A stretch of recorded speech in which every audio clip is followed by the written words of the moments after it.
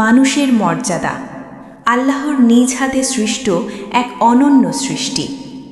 একসময় আসমানের রাজ্যে এমন এক প্রশ্ন উচ্চারিত হয়েছিল যে প্রশ্ন আজও মানব ইতিহাসকে নাড়া দেয়। আল্লাহ তাআলা ইবলিসকে জিজ্ঞাসা করলেন, হে ইবলিস, আমি যাকে আমার 2 হাত দিয়ে সৃষ্টি করেছি তাকে সিজদা করতে তোমাকে কিসে বাধা দিল? এই প্রশ্ন শুধু অবাধ্যতার নয়, এই প্রশ্ন মানুষের মর্যাদার।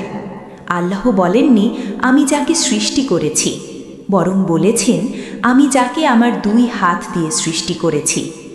এটি মানুষের প্রতি আল্লাহর বিশেষ সম্মান, একটি ঘোষণা। মানুষ কেবল মাটি নয়, মানুষ আল্লাহর ইচ্ছা, পরিকল্পনা ও সম্মানের প্রতীক। কিন্তু ইবলিস দেখেছিল শুধু উপাদান, আমি আগুন থেকে আর সে মাটি থেকে।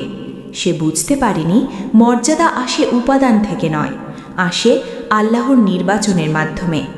এই আয়াত আমাদের মনে করিয়ে দেয় মানুষ যত নিচেই পড়ে যাক, তার সৃষ্টি নিজেই সম্মানের। কিন্তু সেই সম্মান টিকে থাকে তখনই যখন মানুষ অহংকার নয়, ইবলিস নয়, বরং আদম আলাইহিসসালামের পথে চলে।